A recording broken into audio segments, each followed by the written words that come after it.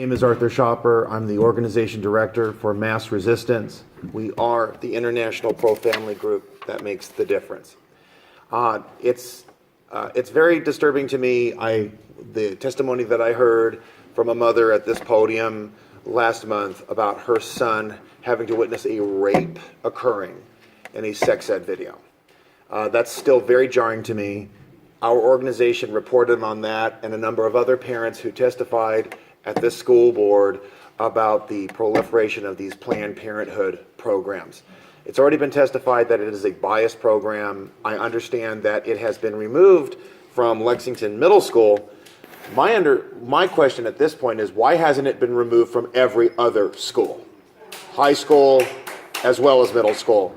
This bias, this picking and choosing, I think it's outrageous that, what does it take? Does every single group of parents from every single school have to come here and yell at you to remove that filth from their schools? That's outrageous.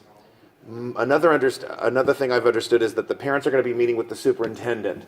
Well, the superintendent, part of his job is basically to be a buffer zone. He's supposed to take all the hits, all the slings and arrows, while the school board remains immune. That's not acceptable. You need, as the board, you're the elected officials, you're the stakeholders who were put in those offices by the voters in this district. You need to meet with the parents. And I heard a number of parents, and I was one myself who had this issue. I emailed every one of you on this board, including the assistant. My email bounced back. It was not accepted. And a number of parents have had the same concern. Why is this happening? I am able to communicate with any other elected board throughout the state of California, even in Washington, D.C. My email does not bounce back. So that's very disturbing, and I want to understand why that has not been dealt with. That's just not acceptable. We had one student here engaging as a civilian participant in this community, being able to speak out on one issue. But I can't think of anything more essential than the so-called sex ed that is being forced on junior high and high school students.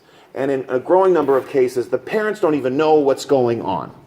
That is not acceptable. It is a biased curriculum. It is a destructive curriculum. And the fact is, we have to put aside political correctness. I think it is outrageous that any school district is teaching that homosexuality or transgenderism are normal yet eccentric behaviors. They are essentially destructive. That aspect of these behaviors needs to be instructed to students, just like they learn about how smoking is destructive. This is essential. And I don't care what comes out of Sacramento. They're not the ones who raise the children. It's the mothers and fathers in these districts. They're the ones who have to care for their children. They should have the first and the last say on what their children are learning. And let's just cut through a lot of the comedy going on in every district in the state of California.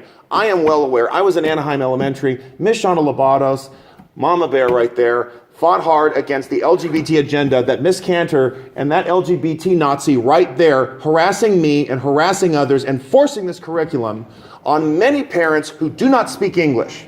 So they don't know what their kids are learning. They don't know what LGBT means. I think it's very offensive that we see these districts throughout this area with majority-minority parents who cannot speak English, do not know what's going on, and the districts take no effort to ensure that the parents are informed. That is wrong. That is racist.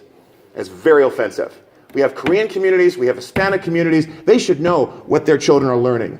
And this is an immigrant community as well. I'd like to inform you, in Taiwan, 70%, 70, voted against gay marriage. That gives you an inkling of what the culture is like.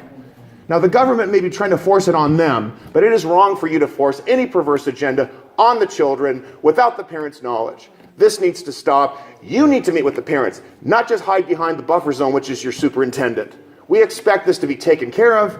Planned Murderhood should be removed from every single school in Anaheim Union High School District, and it shouldn't require a delegation of parents from 18 schools to accomplish this. Thank you.